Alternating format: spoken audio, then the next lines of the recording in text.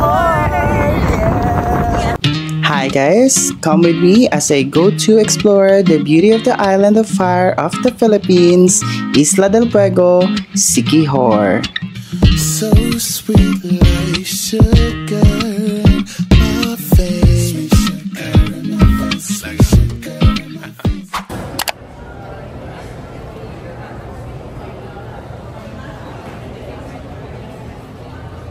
Hello mga be!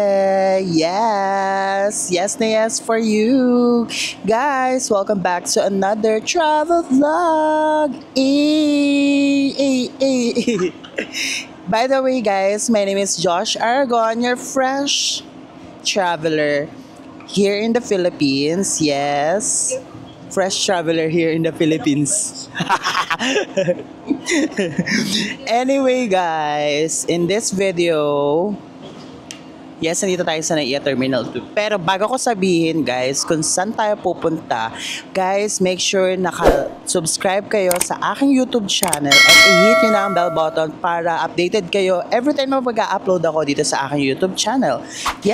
Yes guys, kung makikita nyo sa background ng video, pupunta ako at kami ng bestie ko. Mag-hello muna tayo sa kanya. Hi! Hi everyone! Welcome back to me! Yun lang. Thank you so much. So, ayun guys. Gaya ng sabi ko, nandito kami ngayon sa NAIA Terminal 2. Yes, kung makikita nyo, nandito ulit ako, no? At pupunta tayo guys sa Isla del Fuego. Isla del Fuego, tama ba? Basta ko. Isla del Fuego? Del Fuego? O basta ganon. Lagay nyo lang sa comment section. Island of Fire. Punta tayo ng Siquijor. Pero, ang flight natin ngayon is from Manila to Dumaguete. Since walang direct flight from Manila to Siquijor. So, in this video guys, ipapakita ko sa inyo kung ano yung mga activities na gagawin namin. And then, kung ano yung mga kakainan namin. Kung saan kami mag-i-stay. Sasabihin ko yun sa inyo mga be. Para lahat may idea kayo, no? Bibigyan kayo ng full detailed vlog. Okay? So guys, syempre bagong lahat, tatanungin muna natin yung bestie ko, si Bestie Eunice. Ilalagay ko guys yung kanyang YouTube channel sa description box at i-subscribe nyo rin siya, okay? So ayan si Bestie. Bestie, anong nilulook forward mo in this travel or in this trip? Hi, thank you for that wonderful question. Well, actually, second time ko na sa Siquijor. Pero nung first time ko doon, wala akong ginawa. Kambugahay waterfalls lang. Tsaka nag-dive kunwari. No, nakapag-dive kasi may hangover ako. Char! Tapos, ayun. Puyat kasi ako that time. Kasi meron pa ako ng jowa, gano'n. Video call, ganyan. Kasi kami, LDR. Ang dami sinabi. Ano bubuhay mo na sinabi? So, ayun, dami kong nilulook forward. Actually, lahat. Yeah. Kasi, ang dami pwedeng gawin sa Siquijor. Merong, may padagat, may pa-waterfalls, may pa-cave nga kaya lang hindi na namin pupuntahan yung cave. Pero Kasi, let's see. hindi na, wag na. Hindi ko siya nilook forward, wag na. So, ayun, ang dami kong pwedeng i-look forward. Lalo na yung resort na tutuluyan namin. Kasi, first time namin hindi naman mahal, pero nasa mid siya. Mahal na siya para sa amin. Kasi, yun nga, nasanay kami as budget.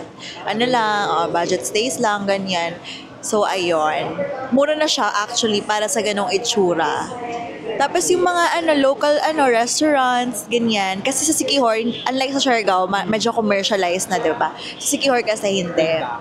Super laid back lang. Ganun. Yun lang naman. Thank you so much. Please subscribe to my channel. Ilalagay namin guys. Yes. Sa description box. Or ilalagay ko dito sa may taas. Kasi ilalagay ko dyan. I-click nyo yun para kayo. Ma-direct kayo sa Direct. As a direct flight.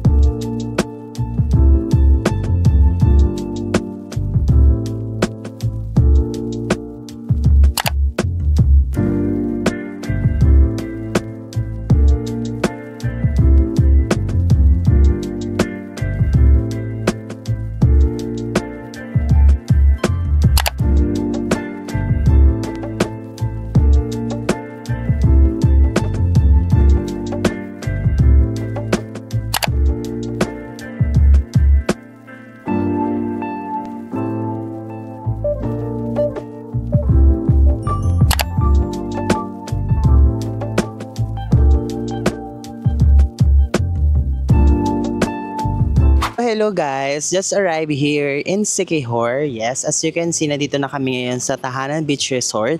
So, ayun nga, dito kami mag-stay for 5 days and 4 nights, okay? So, bago ko kayo bigyan ng room tour dito sa Tahanan Beach Resort, since naghihintay pa rin naman kami ng check-in namin. Ang check-in time dito is 3 p.m. pa, I think. So, bigyan ko muna kayo ng tips at saka yung mga ideas paano kami nakapunta dito sa Siquijor, okay? So, una na dyan guys is yung flight tickets. Gaya na sabi ko, nag-book kami by Philippine Airlines. Promo fare nila yon nung January. So, nakuha ko siya ng 3,700 pesos. Meron na siyang baggage na 10 kilos. And then, upon arrival sa Dumaguete Airport, nagsakay kami ng tricycle. Ilalagay ko dito sa video yung pag-ano namin, pag-sakay namin ng tricycle. Yung price nun is 350 pesos from Dumaguete Airport to Dumaguete Port. Okay? Kung sasakay ng ferry. 350 pesos, I think yun na yung fixed price. Pero kung meron pa kayong mga alam na tips or kung saan pa yung mga pwedeng sumakay upon arrival dito sa Dumaguete Airport, ilagay niya sa comment section, okay? So yun na nga, nakarating na kami ng Dumaguete Port. Sa Dumaguete Port guys, meron na kaming pre-book na ferry which is yung Ocean Jet. Nag-book na kami, ilalagay ko guys sa description box below yung link kung saan kayo magbo-book ng tickets going here sa Siquijor. So yung price nun guys is 350 pesos, pero ang original time ng namin ng boat is 1 p.m. pero naaga kasi kami naka-arrive 10 a.m. So nag-rebook kami ng 11 a.m. na ferry going here sa Siquijor. So nagbayad lang kami ng 50 pesos for the booking, which is okay na rin. So 400 pesos na siya in total, 'di ba? So yun na. Nagbayad din kami doon sa Dumaguete Port ng 15 pesos na terminal fee, which is lahat yon talaga mag-aano kayo. Pero dito guys, pag pupunta kayo ng Siquijor, meron pang isang option which is yung ferry. Yung ferry na basta Montenegro Lines yung ano niya. So yun nga, gaya na sabi ko, meron pang isang option which is yung Montenegro Lines, Montenegro Shipping Lines ata yun. Basta yung ferry, ang ano nun is 1 hour and 30 minutes yung biyahe nun.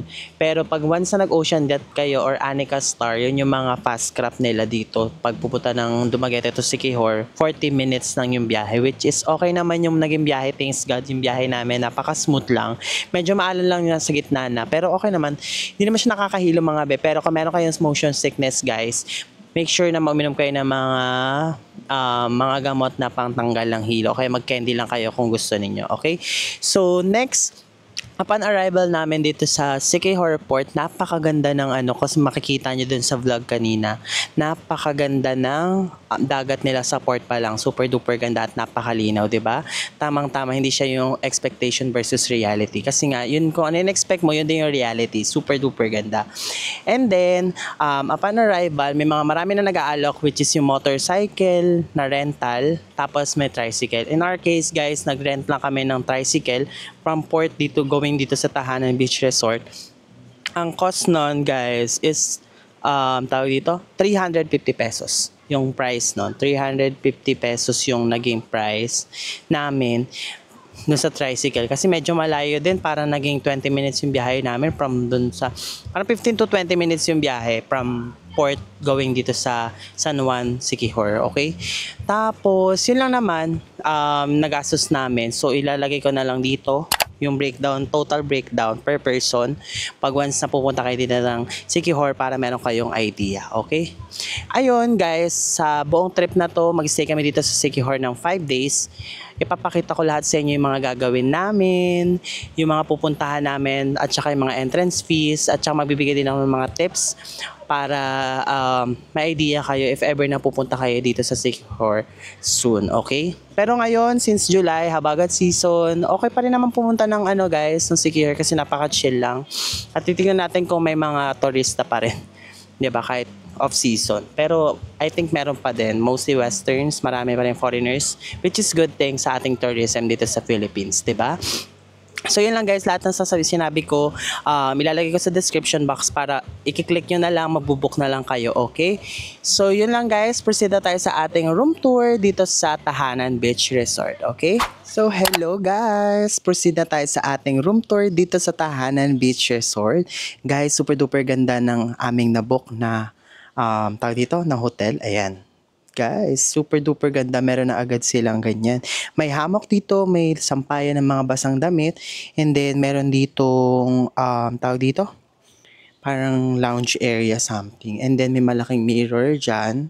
Pwede kayo mag-OOTD, and then, ayan yung surroundings. Okay? So, proceed tayo sa pagpasok. Ito yung room. Ang nakuha namin na room is itong habagat. Yan. Ito, I'm King Suite Deluxe. Suite pala. So, ito yung room namin, guys. King Deluxe, ayun. Yan yung room namin. Isa siyang king size bed. May TV. Tapos, meron dun parang vanity table. Tapos, merong kettle. Coffee table pala. Ayan. Yan. May mga coffee. Then, may kettle. May painting dyan. May ceiling fan. And then, meron ditong bedside table. Ayan. Hello sa medyas. Then, may cabinet dito na paglagayan ng mga damit, ate. Ganda. Diba? Super duper ganda. Ganda ng And then, proceed tayo sa bathroom. Sa bathroom naman, ito yung Ganda, be. Ang ganda ng room. Super duper. Diba? Ganda ng bathroom din nila. Okay. So, kung tatanungin niyo ako, guys, kung magkano namin to nabook namin siya for as low as 8,200 pesos. Etong buong itong buong room na to for 5 days and 4 nights. Nabook namin siya for 8,200. So, lumalabas siya 4,100 per person for 5 days and 4 nights. Mura natin siya, diba? Super duper mura na mga accommodation dito sa Siquijor. Napakaganda niya. So, guys, gaya na sabi ko kanina, kung gusto nyo tong i-book, ilalagay ko sa description box yung link netong hotel, which is nagbook kami sa Agoda. Okay, di ba? Kaya, bibigyan ko kayo ng update after ng checkout namin dito kung ito ba ay #Josh Aragon recommends. Di ba? Sasabihin ko yan sa inyo. Pero so far, ito ay ongoing. Ongoing #Josh Aragon recommends. Titignan natin kasi i-review natin yan. Pero, first impression, maganda siya. Mabilis lumamig yung aircon. Kasi split type, then ang ganda, ang laki ng bed at may carpet sa ilalim. Ayan. 'Di ba? Super duper ganda. Kaya mag-book kayo dito, guys, kasi ang tahimik lang din, hindi maingay. Okay? So yun lang, mag-prepare lang kami and then proceed na tayo sa ating next agenda, which is ipapakita ko na sa inyo yung amenities na itong mga hotel. Okay? Let's go. So ayun mga bet, tapos na tayo din sa ating room tours. Ngayon naman, itutour ko kayo dito sa amenities ng Tahanan Beach Resort, which is upon seeing the view, guys, it's so majestic, pero super duper ganda. Kaso nga lang, guys, habagat season, so yung hangin andito lahat. Kaya hindi masyadong maano yung dagat. Pero guys, the view is perfect. So pagpasok mo pa lang dito sa may restaurant nila, ito agad yung makikita ninyo, which is ito. Wow, diba? That's nice. At super duper ganda ng weather ngayon. As in, walang halong biro. At ito na mismo yung mismong resort. Yan, bongga. Pakitaan ko kayo ha. Wait lang. Pakita ko sa inyo, guys, yung itong amenities dito ng hotel, which is, ayan, ito yung restaurant. May billiards, pwede rin tayo dyan. Then, ito. And then, yung pool area, dito din yung pool area, guys. Pakita ko sa inyo. Yan. Restaurant, yan. Tapos, ayan. Mga lounge chairs, kung saan kayo pwede Tapos, dito yung mismong restaurant kung saan kayo order. At kagandahan dito, guys, meron silang happy hours. Super duper ganda. Every 2 to 6 p.m. Pakita ko sa inyo ha. Ito. Yan. Meron silang happy hour every day. Yan yung nila. Super duper mura ng kanilang happy hour. And ito yung kung saan kayo mag-order ng mga food dito din. Tapos ilalagay nila yung mismong tawag dito. Ito yung lutuan. Oh, di ba? Perfect. Ilalagay nila yung mismong food ninyo sa table ninyo, which is yun yung maganda. Tapos, ang kagandahan dito, super duper homey ng vibe niya. Parang it feels like home. Tapos, ayan. Parang ka lang nasa bahay. Di ba? Sobrang ganda. Yan yung mga rooms nila. Super duper ganda. Parang fantasy yung kasi yung fantasy namin yung laid back lang talaga. At ayan, di ba? Super duper ganda. Di ba? Kaya gaya ng sabi ko kanina guys, if gusto nyo i-book to, ilalagay ko sa description box yung link kung saan kayo magbubook, which is nabook namin siya sa Agoda. Yan. Which is Agoda, baka naman. So, yung pasensya nyo yung mukha ko. Ang agad ko na. Pero yun nga, sige. Update ko kayo. Ayan yung pool nila. Bigyan ko pa kayo ng overview.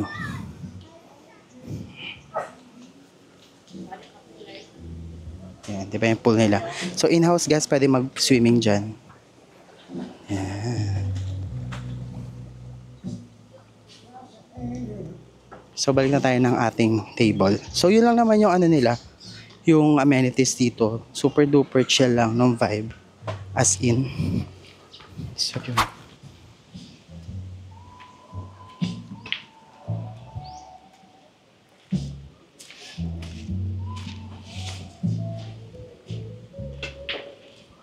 Ang laki ng aso. Ang laki.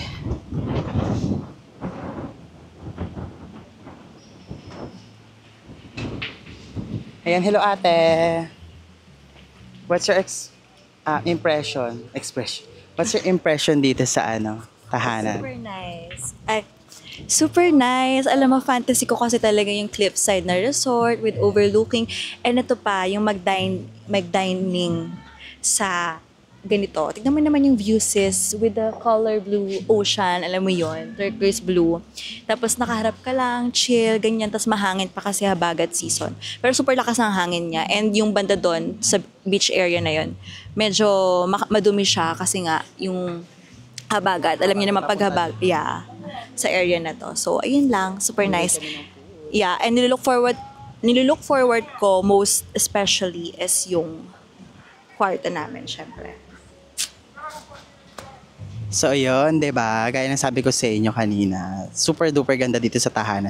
Kaya guys, if want yung i-book itong Tahanan Beach Resort, ilalagay ko sa link or ilalagay ko yung link sa description box below para kung gusto yung mag-book, i-click nyo na yung link, 'di ba? So, yun guys, kakain muna kami and then later update ko kayo kung ano mga next ganap namin. Okay, bye!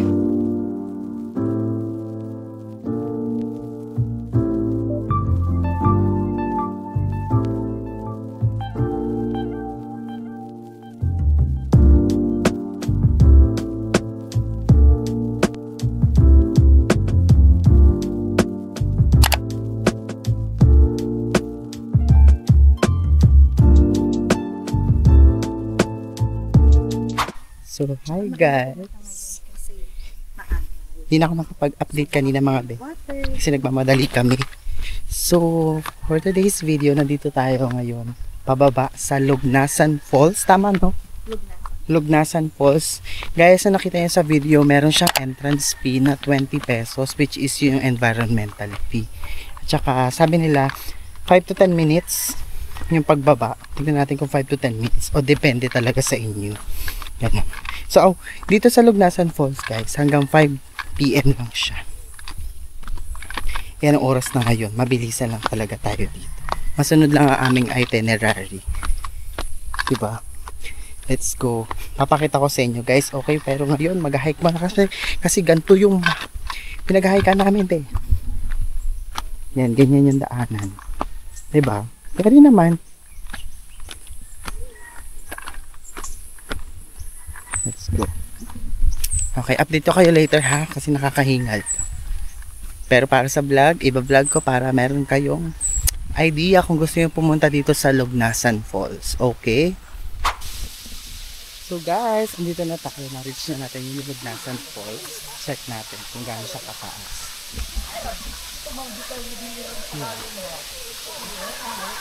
Hello ate, ang taas. Pero ang saya. Ayan.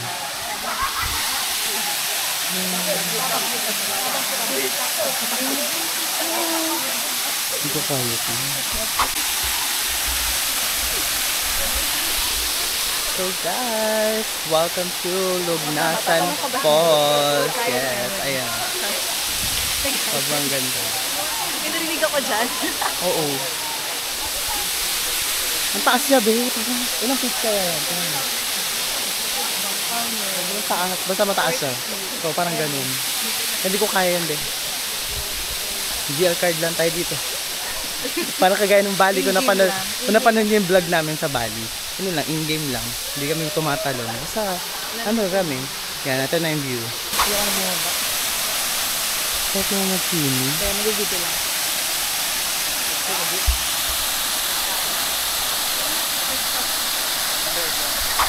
So, mag-dive tayo na nga, be. May lambo. Talaga dive eh. Hindi ka type.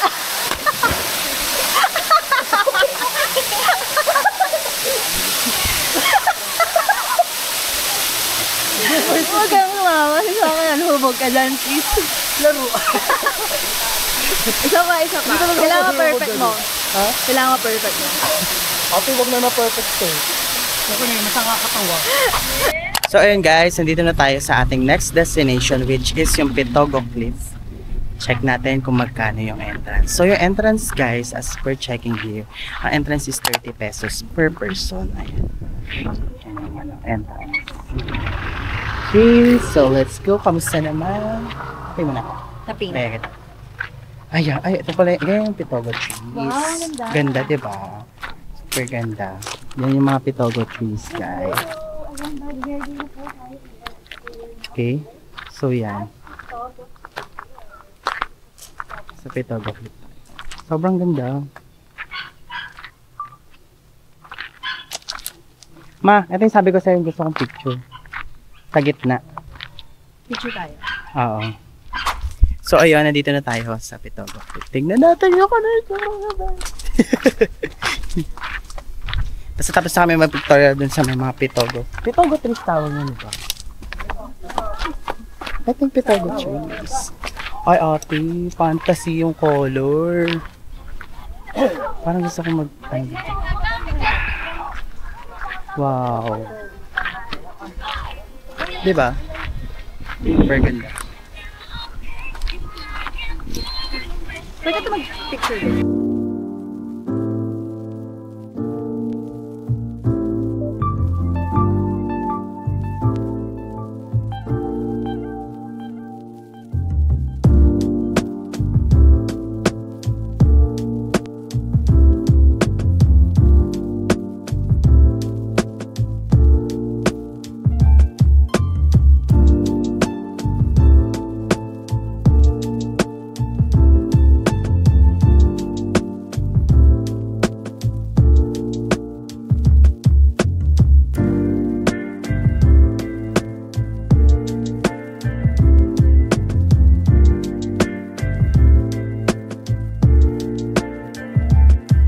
So guys, nandito tayo ngayon sa Pitogo Cliff. Yan, super duper ganda ng view natin. At sunset, timing sunset, palubog ng araw. At syempre, you know that I love golden hour. I love the sunsets.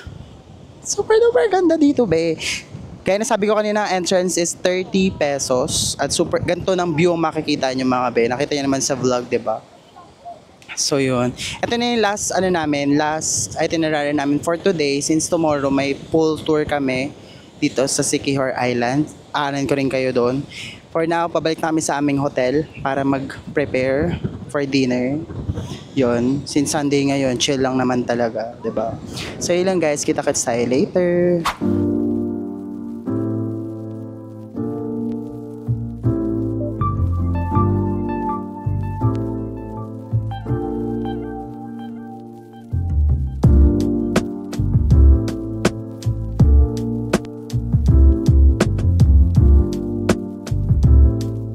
So guys, that's it for my first day or first part ng vlog natin dito sa Siquijor.